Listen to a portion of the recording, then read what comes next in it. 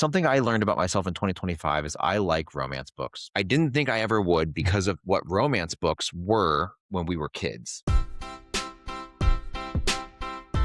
Happy Valentine's Day and welcome back to the Book Love Podcast, where we go beyond the pages in front of us. She's Bookish Becca. I'm Matt from Ohio. And today we're talking about the intersection of and the difference between romantasy, romance, and fantasy. But before we get into that, Becca, what's going on in life? You reading anything good right now? Getting any Valentine's Day plans going? What's up? Just finished a book I'm going to pitch to you. Actually, I'll pitch the whole series to you in another episode called The Black Glitch Chronicles. But I finished The Dryad Storm. It's January right now, hot take, and I do actually have Valentine's Day plans, but they're not with my partner. Ooh, interested. Okay, what are you doing? And more interestingly, what is Kevin going to be doing? Kevin will be doing whatever he wants to do. It's the Olympics this year. It's the Winter Olympics, in February. And so me and a friend coincidentally decided we would get together because I've been meaning to visit her for a long time. She lives in Denver. And so I typically go to her because Denver, Athens, who should travel? The person in Athens. And she was like, well, this time I should travel. And I was like, but you're not coming to me. Where are we going? So we're going to go to Nashville and we're going to have a little spa weekend. We're going to watch the Winter Olympics. We're going to go, she's a very skilled knitter and crocheter. So we're going to go look at yarn and just do a Nash bash, if you will, just the two of us. That sounds lovely. And it definitely sounds like y'all are in your early mid-30s. Like, y'all still want to have fun, but there's no booze anywhere in anything you just said. I'm sure there will be. To a winery. Yeah, I'm sure there will be, but like somebody that's 24 going to Nashville would be going all up and down their main strip in the bar. Yep. Yeah. Yeah, no, we're looking forward to massages and yarn and watching winter sports we know nothing about. I love it. I've only ever heard of Nashville from my oldest sister. So like they always she loved country music growing up. So when I learned about Nashville from her, it was all like the country music scene. And I've heard that Nashville is so much fun. So I want to hear from you here in like a month and a half or whatever. That'll be so cool to listen. That'll be cool. I've been once for a conference, which was fun. And then Kevin and I did go on our first honeymoon when we were road tripping in the middle of the pandemic. And that was entertaining in and of itself because it's mid-November at this point. We had just gone to Hattie B's and had the hottest chicken on their thing. And then we went and checked into the hotel and we were like, we definitely want to go swimming because we're from Ohio. Their pool is open. So we finish up the chicken. We're in our bathing suits. I'm having heartburn. So we go down to the front desk and we're like, do you sell Altoids or anything? Like, can I have, or not Altoids, antacids? And is the pool open? And he's like handing us antacids and he's like, yes, the pool is open. Why would you eat the hottest chicken at Hattie B's and why are you going into the pool? I was like, because we're Ohioans? I don't know how to explain to you, but let me tell you, that hot tub was nice, and we were the only souls on that roof deck pool. On the one hand, kind of weird. On the other hand, kind of ideal. Yeah. Yeah. All we wanted was a hot tub and to experience Nashville hot chicken, and we check. I love it. That sounds like so much fun. I bought tickets for your sister and I to go see Chad Daniels. He's a stand-up comic at the Funny Bone on Valentine's Day. So that's our thing. I don't know. Maybe are you familiar with Kelsey Cook? I think so. All right, it's her boyfriend.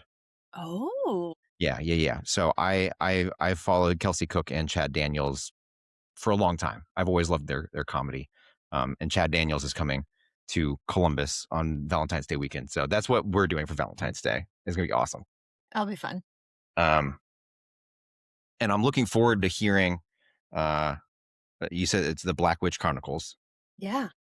Actually, we've never done that. We've never pitched an entire series before. Yeah. I'm I'm fascinated with what you're going to come up with to be spoiler free about it and everything. This will be cool. We're gonna write stuff down, start crafting that. That's gonna be cool. Um, but being that it's Valentine's Day, uh, for the internet at least, um, I thought it would be fun to revisit some romantasy stuff because that is why we do this. If the world is curious, Becca pitched Akatar to me a couple years ago, and that was the very first experience I had with romantasy. And then she threw Throne of Glass at me. And when I finished reading all of that, I was like, I want to read more and we should talk about it. And the podcast was born. So we've had a year now to read all sorts of romantasy, fantasy adjacent stuff. And I think what I've learned is that the romantasy label is not consistent. Um, so I thought we could kind of talk about romantasy, fantasy, and romance and like make a big Venn diagram and like stuff. So uh, We'll just add to the chaos of what is and is not. maybe maybe it's good to start with our brains.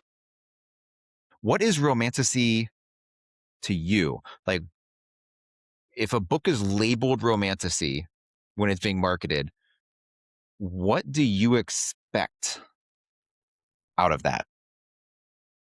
So I have to be honest, I don't thoroughly pay attention to the marketing. Not that I am not swayed by it, but I don't necessarily go to the romantasy section to pick out my book.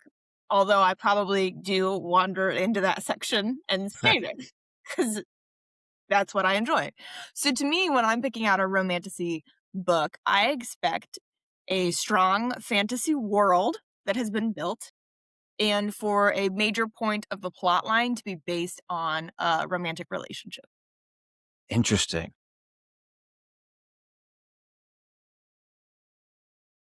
I think for me, and maybe this is because of book talk and bookstagram, I think my expectations have always been more centered around the concept of fairy smut. Mm-hmm. Um, and I think that's also what kind of frustrates me about the romantasy genre. I think that is what most people just chalk it up to be. um, but that's interesting. It almost sounds like to me that you stumbled into the romantasy genre just before it blew up. Yeah. And whereas I stumbled into it after it had blown up and became this thing. So we have very different expectations. Um, Did you ever read Twilight? yes, oh shit. I read Twilight in 2007, 2008. I read all three of those books in a single weekend. Right? They're good books. And at the time, they were super hyped up. People loved them. Great thing. Movies came out to go with them. I feel like almost everyone read or experienced Twilight in some way, shape, or form. And Twilight really is the hallmark of what is romantasy, right? There is a fantasy world that they built and a romantic plotline that you follow. But it wasn't marketed as romantasy back, like romantasy Nope, didn't exist then, right? exactly. Vampires were a big thing, so I think it was marketed on the vampire thing, but Well, let's talk about the marketing. Well, All right, wait. Okay, so we kind of said what romantasy is to us, what we expect. What do you think that the book industry thinks romantasy is? I think they think it's just a selling term. I also think that. 'Cause like, from our experience in crozet and whatnot, and maybe seeing other authors online, like, following authors in their Instagrams, I don't think authors like this romantasy genre at all. They don't want to be boxed in by it, because I think it's boxing people in, and it's being labeled any female author who writes a fantasy world is now obviously romantasy, and they can't write anything non-romantasy, so even if they write a whole book that's not that, it's being labeled as romantasy because they're like, "Oh, romantasy sells," which, y yeah, romance sells, al always, but but that title isn't necessarily helpful. No, I think okay, so I do think there are some books that are pure romantasy. Um, but I'm with you. I get irritated when it becomes a selling term and you read a book that is it's not romantasy. It's an epic high fantasy with some romance and sex in there from time to time. Um, and I get irritated with that because like okay, so Audrey Ingram, she doesn't have sex on page. There's none of that. But there's like tangential love scenes. She gets labeled romance. Mhm. Look at Lord of the Rings. There people fall in love in there. But that's not romantasy. That's not romance because he's a dude and it was 1920s, 1930s, 1940s. And I don't like how the authors are pigeonholed, like you mentioned. I think that bothers me. It feels very sexist, if I'm being honest. Right? Well, at one point I had read something where they were like, a romantasy is if you pulled the romance out of the fantasy world, it would no longer the plotline would no longer make sense. Well, that's Harry Potter. It's a whole world that was created. The love relationships are very important to the plotline, Mhm. yet it is not labeled romantasy. Mm-mm. Probably because it predates the term, but Okay, so for you, I want I specifically for you because my expectation for romantasy is borders on fairy smut. So it's very clear what fantasy is and what romantasy is in my brain. But I'm curious with you, when is something a fantasy book and when is something a romantasy book? Is it literally what you just said? The plot doesn't make sense if the romance is gone, or is there some other defining line in your brain? mm, I think that's one part of it. I think the other part of it is how much time did you spend times maybe not the right word. How complex is the world that you built? So if you're using well-known fantasy structures, well-known fantasy archetypes or whatever, and it's a nice, short, sweet romance novel, that to me is clear romantasy of like you have a little bit of a world, but maybe you don't have the complex magic system, or you're pulling from a magic system that everyone knows because it's thematically through other things, or it's vampires and everyone knows what a vampire is. But I think what makes it more fantasy or more alluring is when that world is maybe more developed. So a really good example from Blood to Ash. I know you haven't read the series yet, but essentially you don't find out until the third book what type of well-known creature it's based off of. And once you learn that, you're like, "Oh, ooh, oh, this is a whole new perspective on how I viewed this character type that have been introduced to." And that's really cool and interesting. So that to me leans more fantasy, even though there's a lot of smut in there.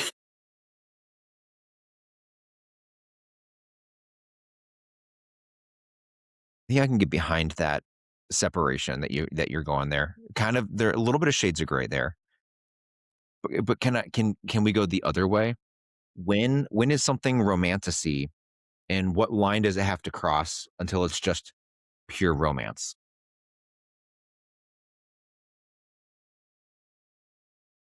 If there is little to no world building, like, they can still be 2 Fae characters, but if you're 2 Fae characters, is that's it? We're just in a Fae world, we have no Fae magic. We're not really talking about the magic system, we're talking about the daughter of the king fell in love with the poor boy down the street or whatever. That's romance, just in a fantasy world. I think after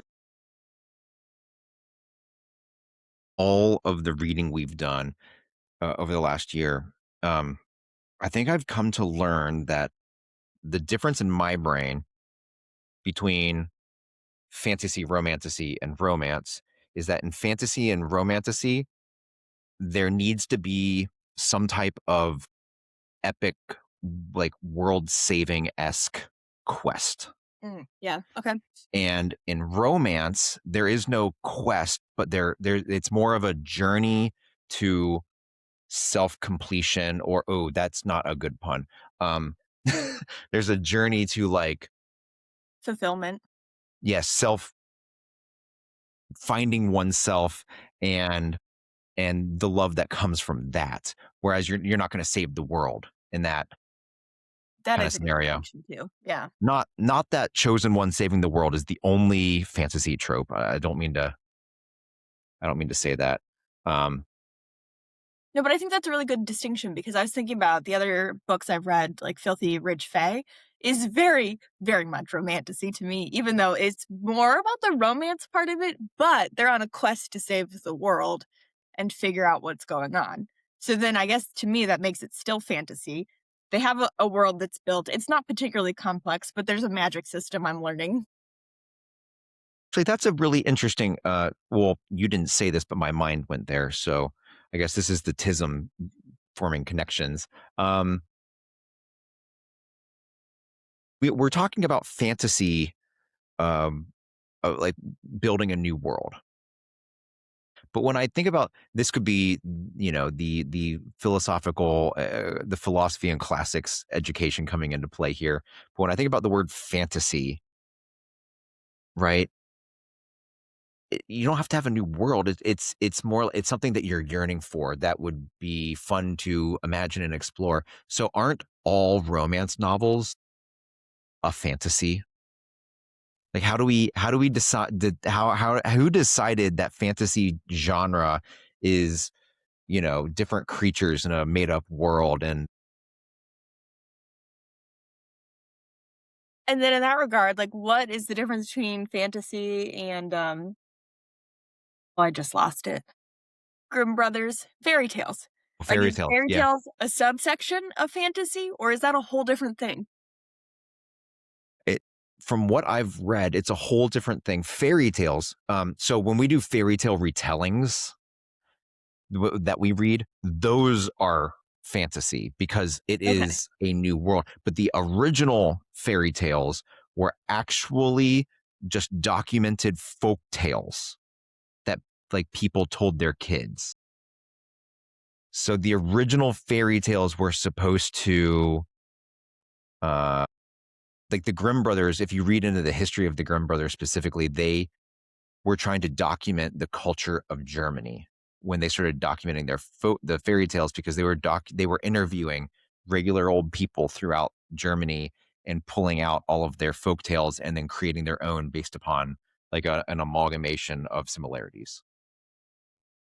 Um, they were doing that in a time when there was still a lot of imperialism, and the Grimm brothers were kind of tangentially related to a movement of nationalism, where they wanted to form a national identity. And they did that by interviewing the people of Germany to come up with a sense of who Germany is. And that's how they started creating the book of fairy tales. So it was just German folk tales. That's pretty It- neat. It's actually pretty fucking cool. But I do like your point, your concept of our fairy tales fantasy, because the modern day retellings that you like and you got me to like, I think those are fantasy. You can't tell me those. Yeah, those are fantasy for sure because they're developing a new world. And I guess I didn't fully appreciate I figured fairy tales were more of a German thing, but I did not fully appreciate that relationship and that history. Yeah, and I mean, all things equal, the Grimm brothers weren't the only ones to do it, and there were French people and Nordic people and that wrote down similar crap. And like you have Hans Christian Andersen, for example. He's not German, but yeah. So when when do you think romantasy? When did that come to be as a term? 'Cause I don't even know. Ooh. Should we Google it? Yeah, Google it.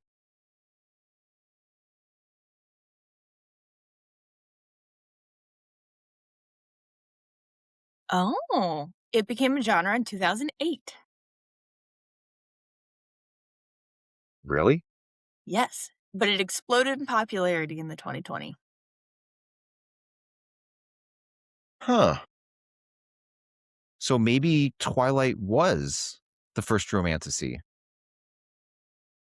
because I remember Twilight going huge around 2008 because I had um the girl I was dating at the time, her older sister was obsessed and forced me to read those books, and that's why I picked them up.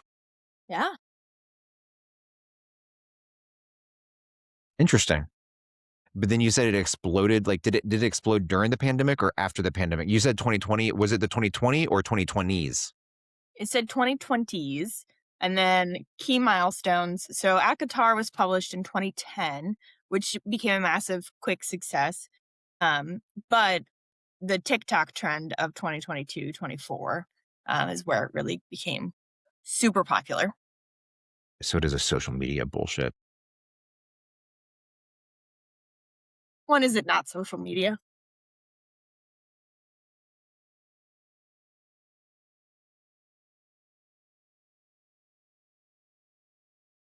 You think here? Okay, so let's talk about shades of gray with romantasy for a second. Um, where does something like the Coven of Bones series fit? Is that is that romantasy or is that fantasy with smut in it? Like, is that almost pornographic, like darkly pornographic, or is that romantasy? Did we read that together? Because I'm not recalling this. Oh, the Coven of Bones series is the name of the series. The two books we read are Yes. The Coven and the Yes. Wicked, And the next one's The Damned. yeah, and the third one's The Damned. Yeah. So we read the first two books. So where does that fit in? Is that romantasy or is that just like pornographic fantasy? And I guess to that point, while you're thinking, is smut its own genre? I don't think smut is a genre. I think smut is a theme, just like young adult is a theme, or um, like tropes is like you can catalog books by their tropes. Um, the Coven, yeah, I'd still call it romantasy because she's driven by the romantic relationship. It does have more chili peppers in it than others might. Romantic relationship. It's questionably Yeah, romantic. it's questionable at best.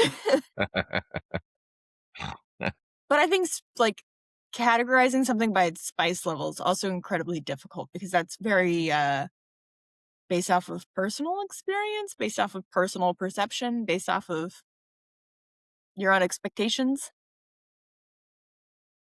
and your own ability to visualize. Does having sex on page, even if it's like fade to black, um, Is that like a requirement? Like it doesn't have to be graphic, like on page, like I could barely get two hands around it. Like you don't need that level of, but like even if it fades to black and like it's implied and it's obvious that it's happening somewhere, is that important in any way, shape, or form for the genre? Or I guess maybe another way to ask this question is, do you think that the term romantasy has changed authors to start including more of that? I hope authors write the story that they have envisioned and not to sell a book, but I know that that's not how life works. um, so just keeping that at bay. Oh, the puppies are really active today. Um, shoot, I don't know where I was going. Duxie's saying hi. Hey, buddy. Hey, bud. But no, I don't think a romantic relationship is needed. I think it could be romantasy and have a heavily platonic relationship at the center of the thing. And it's about that platonic relationship that is necessary for the plot line, that's necessary for the world. And I think honestly, having a platonic relationship be the center of it would still be considered romance, even though, because it's a relationship driven thing, right? Like, let's be Okay, honest, so without seeing Frodo. if we have like a 7 book series, okay, let's use Throne of Glass as an example. That's a very long series. That's like 8, 9 books. Now let's hypothetically say, I'm sorry, spoilers for anybody that's never read Throne of Glass. Selena is Aelin, and Aelin falls in love with a dude named Rowan. Okay, let's hypothetically say that Selena never has any romantic encounters until she meets Rowan. Uh-huh. Okay, now let's pretend that we are gone back in the Wayback Time machine, and we're reading these books one at a time as they come out each year. We don't get any romantic relationships until book, say, 5. So we're reading book 1 for the first time. Do we categorize that as romantasy as it comes out? Or do we only categorize it as romantasy after the series is done and we're like, oh, spicy romance at the end? And I obviously, think I'm very hypothetically changing a lot about Throne of Glass right here. yeah. So a lot changes throughout the books, and I think a book can be recategorized as things go on, and I think a series is categorized together. So I'm kind of struggling with this because to me, Throne of Glass is more on the epic fantasy side. So I would call it epic fantasy. But that first book also I thought had a lot of romance themes to it, right? She's trying to decide between two dudes. Come book 4, none of those two dudes are the option anymore. She doesn't like them. Yeah, I don't know. Not to mention the prequel and what's his face, Sam. Yes. Yeah. Yeah. Anyway, okay, with all of the fantasy romance books you've read, do you have a preference? Do you prefer a more epic fantasy thing like Throne of Glass, or do you prefer a more romance forward romantasy like Akatar? I Or like do them. you prefer something in between like Fourth Wing?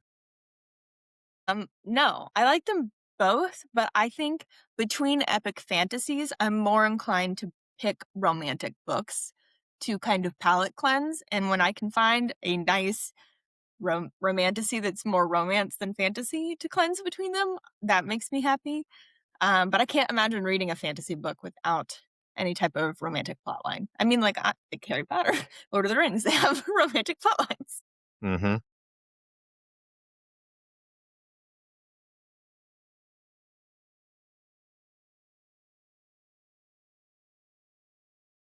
Think if I'm going to be honest, I think I prefer something a little bit closer to fantasy. I mean, there's going to be romance in it, but like if we're talking about the spectrum, I think I would prefer the epic fantasy. Um, I think the ones where fantasy takes a back seat and the romance takes the front seat, like to me, it's like, why don't you just write a romance book? Because like now I'm upset that your magic system is shit and your world is awful. Yeah. Yeah. But then because they're trying to be fantasy, something I learned about myself in 2025 is I like romance books. Mhm. I didn't think I ever would because of what romance books were when we were kids. The the like bodice busters and like the she's not complete without a man storylines. But I think I really like the romance books of today because it's almost like self-discovery. And isn't that just like the greatest feel-good mirror ever?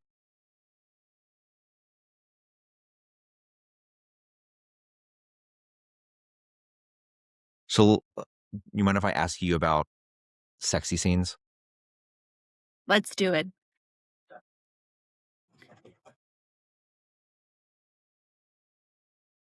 Do you like sexy scenes? Yeah. Yeah. Yeah. You wanna expound upon that maybe? No. No? Okay. Can you describe for me that's a great segue, Matt. Can you can we talk about,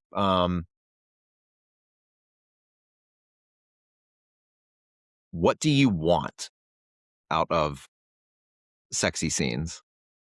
Do you want them to be romantic and fade to black? Do you want them to be, like, hot?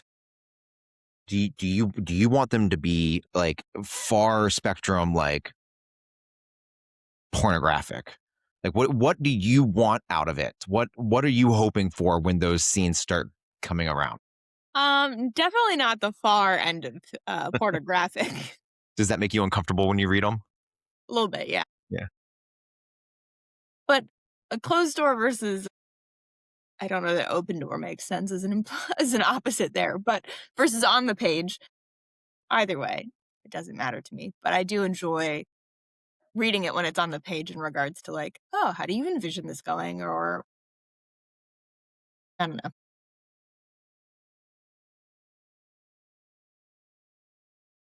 What do you prefer?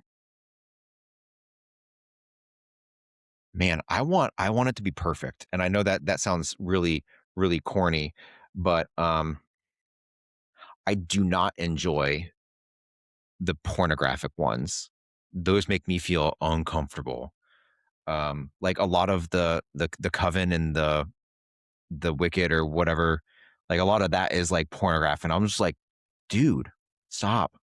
Or in one of the Crescent City books, I don't know if it was book 2 or if it was book 3, like, they go to the gym, and it's Mm-hmm. like, "Oh my god, he's at the gym.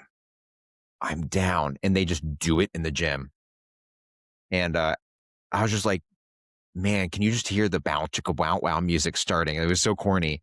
Um, but I also do not enjoy sexy scenes written by somebody that does not have a lot of experience with sex. And I think it's kinda obvious when you read those scenes and you're like, "That's not how any of this works." Yeah. Like, even as a fantasy in your head, I'm like, "That's not even what?" So, um, and quite frankly, one of the things that, gets thrown in these books a lot that I want the concept of this, but sometimes it goes too far, is the concept of consent.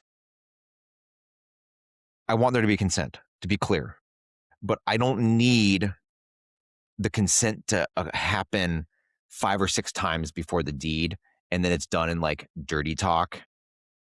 I'm like, oh. Um, I prefer you asked my preference and I rambled about stuff. I prefer I prefer when it's on the page. Um, prefer when it's graphic, not explicitly graphic, but, like, not sanitized. And I prefer when it leads to uh, deepening the characters and their Mm-hmm. relationship. I do not prefer when it's there for the sake of it being there. I like it when it furthers something. Yeah. Furthers the relationship, the plot line, yeah, Have you ever found yourself skimming the sexy scenes? for sure. Why? Mood, where I'm reading, what's going on, context. The use of words where I'm like, do we have to use that word to describe this body part? That feels I would like to put you on the spot. And do you have any examples of said words? not off the top of my head. There's some lovely content creators out there that have done a few ones on this concept because sometimes it's not even aligned with like the time or the world that has been built, nor is it aligned with like I don't know. Like, why are we ashamed? If we're writing about this, why are we ashamed and why are we writing it this way? Like his member, that one just gets me. I'm like, no, there's so many other better words for this. First time I ever read the member thing, I got this weird mental image. I don't remember. It was, I think it was like something from South Park. It was like, or maybe it was Family Guy. It was like, like a penis wearing like a members only leather jacket, high school jacket. Like,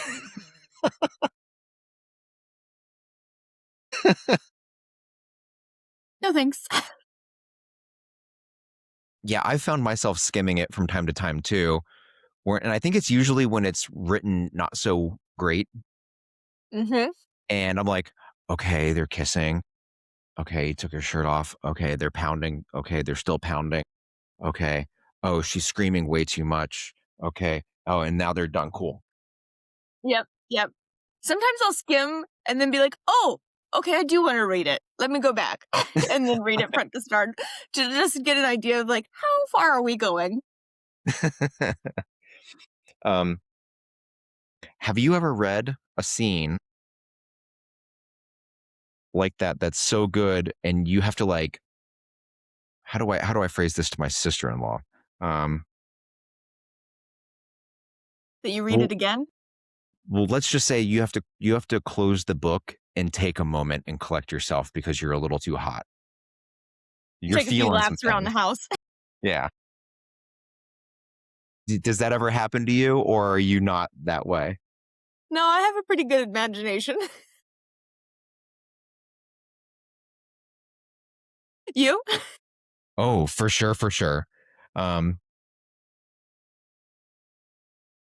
I think especially um, the first couple of books that I read in Akatar, where it was like a very fresh and new thing. I was like, woo. Um, there's a couple of scenes from Sarah Samuels where I was like, woo. Go take a walk.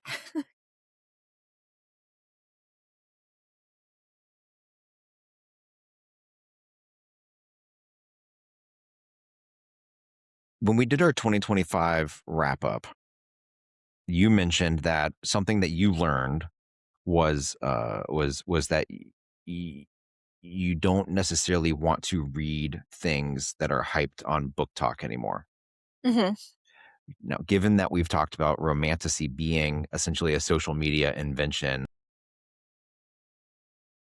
how do those two things work in your brain?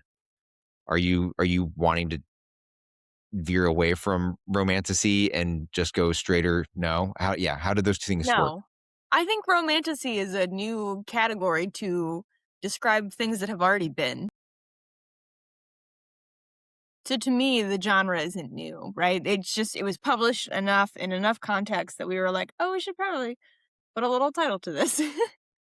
And I think one of the things about the like TikTok trend books and whatnot, I think comes down to is also like there's some books that have been online or on like a waiting list with Libby and the library has.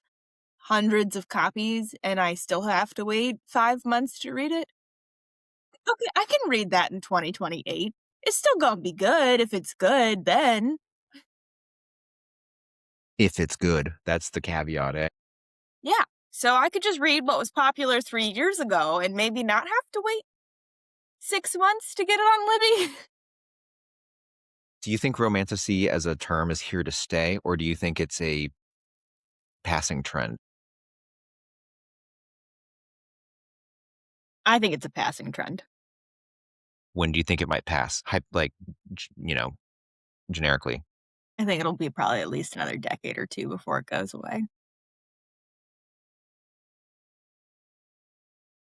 Do you think, um, okay, with romance being the group of readers that's the most plentiful Mhm. in the entire book industry, who read the most books, do you think that romantasy has been sort of a gap, like a bridge over a gap for romance readers to start reading fantasy stuff? Sort of like Taylor Swift and like Shania Twain did with country and pop music? Or do you think romantasy is a bridge for fantasy readers to move over to romance? Or do you think it's its own thing, where new people to reading in general can flock? All of the above. I think it's helped bring me from fantasy over to romance books. Um, and I always did read romance books, but I think it also helped me better define of like, oh, this is what I really enjoy in a book. Oh, okay. And I could see it very easily helping bridge romance readers over to fantasy. Although I don't know how strong that tie is because I feel like people are either like in the fantasy camp or they're not. But I could see it bringing fantasy readers over to romance a little bit stronger. I think it's also been a really lovely reintroduction for a lot of people back into reading.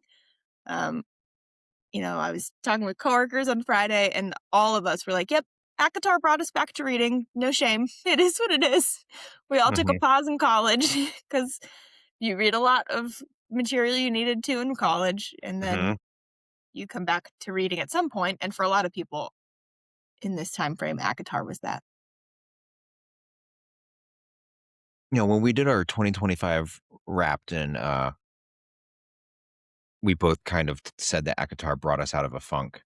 I, um I didn't read ACOTAR until, like, 2 years ago, so I had already been out of college for over a decade, um, and I think what ACOTAR and Romantasy did for me is it reignited my love for stories. So, all growing up, I started reading Lord of the Rings and Wheel of Time when I was 12. Like, that's some pretty heavy shit for a 12-year-old, Mhm. apparently. But I loved fantasy and epic fantasy and, all of that all through middle school and high school, and I went to college, and life got serious. Plato, Aristotle, Chaucer, um, Shakespeare, and I got into this frame of mind that, like, books have to have meaning, and Mhm. they have to be academic, and you have to, like, get something from them, um, and I kinda carried that with me after college. And I think that's probably why I was such a shithead for the longest time that you knew me, because I just like life had to be so serious and meaningful. And I think what Romantasy did is it was just like, no, life is supposed to be what you want it to be. Just like these stories, you need to do your own thing. And I think I'll always be thankful for that because the world is much lighter now. Even though the real world has gotten darker, like Yep. my world feels lighter. Um, do you have favorite examples of fantasy, romantasy, and romance?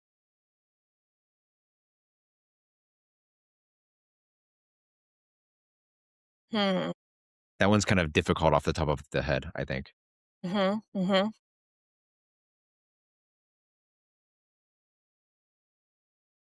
I read The Blacksmith Queen, which, I think is maybe more of a romance book, but it is fantasy. So I'm gonna pick that as my romance book. It was a good favorite. From Blood to Ash, I would pick as my romantasy one, and I think Throne of Glass would be my fantasy one. Although I'm really enjoying Lightlark.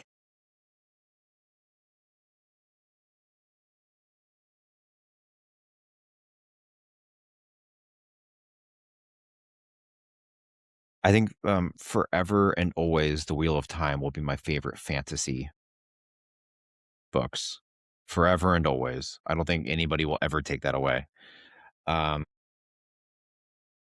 Romance books. I don't know if I have enough experience with romance books for me to pick one. So I'm gonna pull a Becca. I'm gonna steal from you. My favorite romance book is the most recent romance book that I read. So that'll be Audrey Ingram. I was gonna say, Um, The Summer We Ran. no, the most recent one I ran was the group trip. Um, I read The River Runs South and then The Summer We Ran, and then the group trip finally came into the library and I picked that one up and finished it on New Year's Eve. Um, Romantasy. This is actually very, very hard because, like,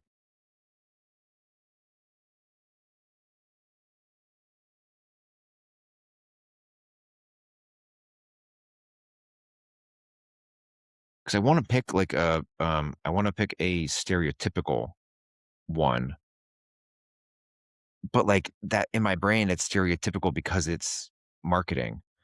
But, like, we've already talked about, like, Throne of Glass is so much more epic fantasy than it is romantasy, and I think Throne of Glass is probably the best one that I've read, but it's not romantasy based upon our conversation, right?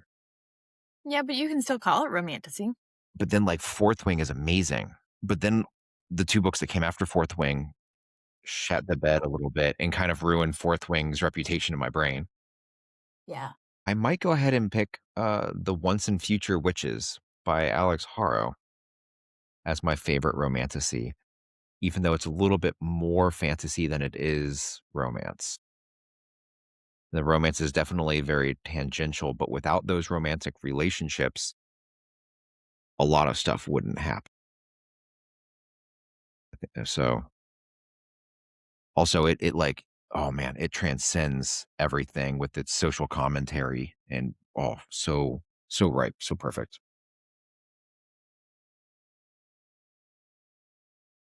Okay, so as we draw this to a close, I'm going to ask one more question, and then I want to open it up to whatever might be in your brain.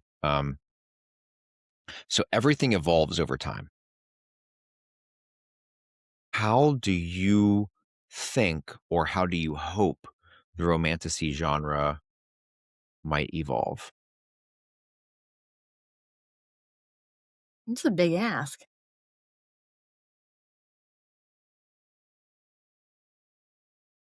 I hope it just continues to get more diverse with different people's inputs and thoughts and worlds that they create.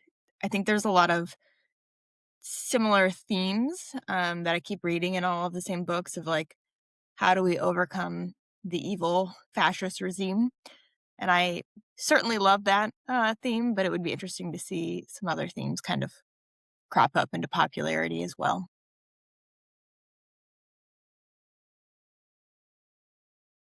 I was thinking about this one, and I don't know if I need the genre to. Well, first, I don't want to ignore what you said. I agree with you that I hope it continues to be diversified.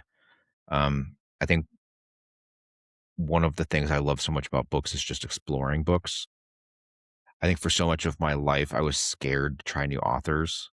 And so you just stick with authors that you know. And I think at some level, that's a little bit boring, but trying all these different authors is fun. But to your point, I hope that it becomes diverse so that everything you read is different and it's fun and it's new and it's fresh. Um, I think for me, my biggest hope is that the hype starts to go away and that um, the books being written are going to just be better because you'll get rid of the people that are just trying to score a quick buck off of the hype.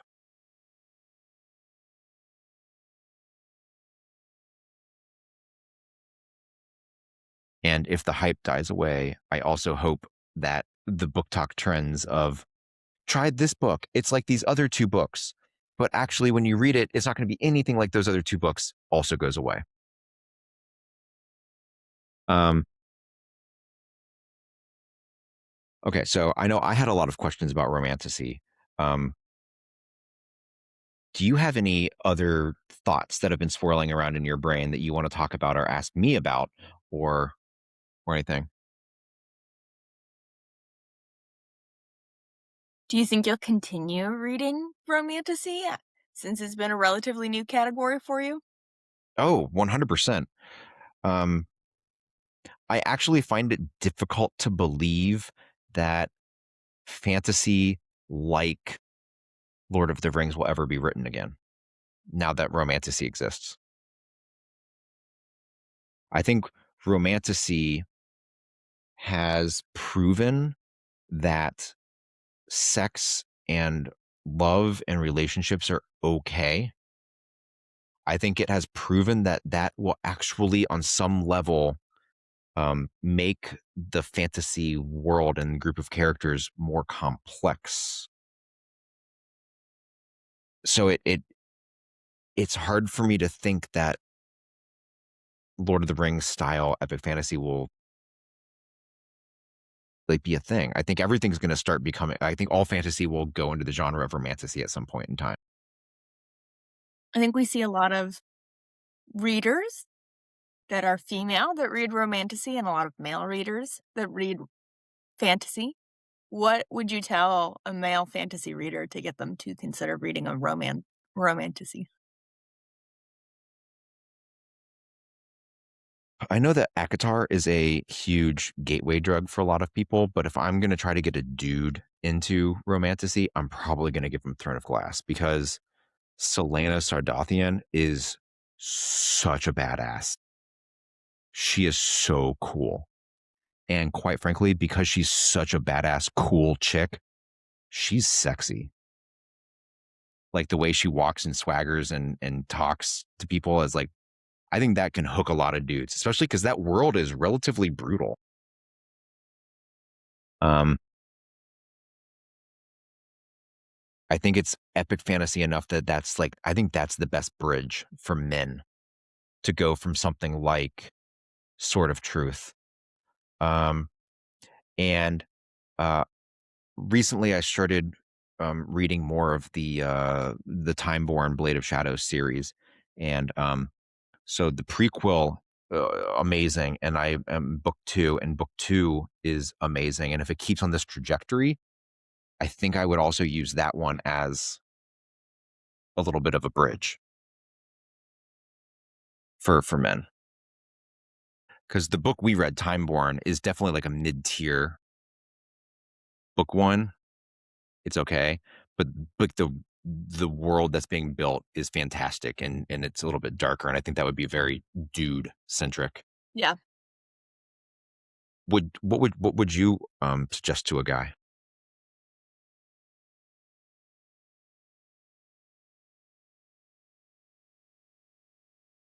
I think the From Blood and Ash series would also be a good series,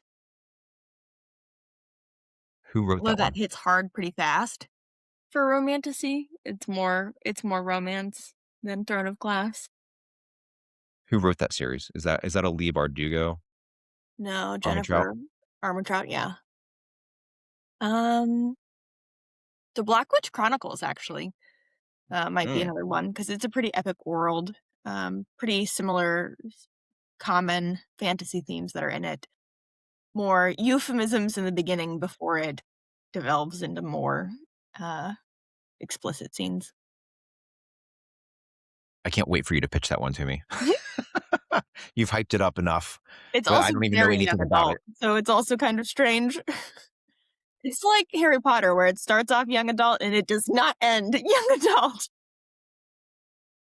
Not gonna lie, I really hope the Lightlark series goes that direction. Yeah, yeah. Yeah. Uh, but I guess on the flip of the coin, what would you suggest to a female fantasy reader to get her? This is kind of like an edge case. I mean, but like, what series would you or book would you suggest to a female to get them from fantasy to romantasy? From fantasy to romantasy or romantasy to fantasy? From fantasy to romantasy. Well, I think there's a very long list of things I would recommend. Like, hey, do you want something that's a little less of a commitment but still what you like reading? Look at everything I've ever read.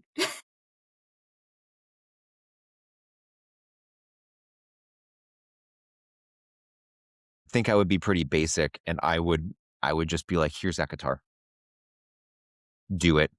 Like, is that the best series ever? No, but man, it is the most gateway drug book series I think I've ever encountered. Yes. Yeah. Man, you have good questions. Any more? What is in that wonderful brain of yours? Now you put the pressure on.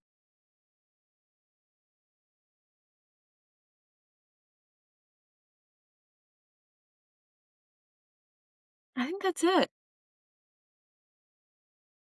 Yeah, maybe I don't think we've exhausted this subject, but maybe we should put a bookmark in it for the moment. I think that sounds like an excellent plan. And for those that are listening, we would love to know, what are your thoughts about romantasy? You want to help us continue the conversation? Do you have a favorite book or a series that we should be checking out? How do you deal with steamy scenes? Do you like them? Or maybe not so much? Let us know in the comments below. Yep, we will be back with more of these library libation chats, book reviews, buddy reads, and all the things. If you want to contact us, it'll all be in the show notes description down below. Until next time, happy Valentine's Day, everyone. Cheers.